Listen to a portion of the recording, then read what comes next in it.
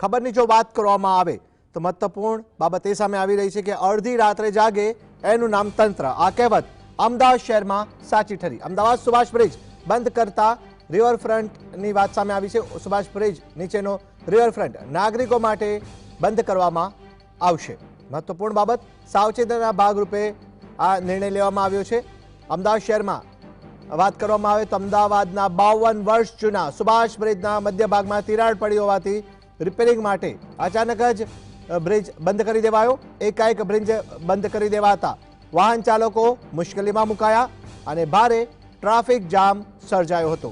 બ્રિજના detail ઇન્સ્પેક્શનની કામગીરી માટે 5 December માટે જાહેર જનતાની અવરજવર માટે આજે પણ બ્રિજ બંધ કરવાનો એએમસી દ્વારા નિર્ણય લેવાયો છે. એએમસીના જણાવ્યા અનુસાર અમદાવાદના સુભાષ બ્રિજ પર તિરાડ પડવાથી તંત્ર દ્વારા ડિટેલ ઇન્સ્પેક્શનની કામગીરી હાથ ધરાઈ. આ નિર્ણયની અમદાવાદ મ્યુનિસિપલ કોર્પોરેશનની એક જાહેર નોટિસ પણ કરવામાં આવી હતી. તેમાં ઇન્સ્પેક્શન દરમિયાન ક્ષતિ ધ્યાને આવી હોવાનો ઉલ્લેખ છે, પણ તિરાડ શબ્દનો ઉલ્લેખ નથી. અને સુરક્ષાના ભાગરૂપે ડિટેલમાં તપાસ માટે મોડી સાંજે અચાનક જ વાહનોની અવરજવર માટે આ બ્રિજ બંધ કરી દેવાયો હતો.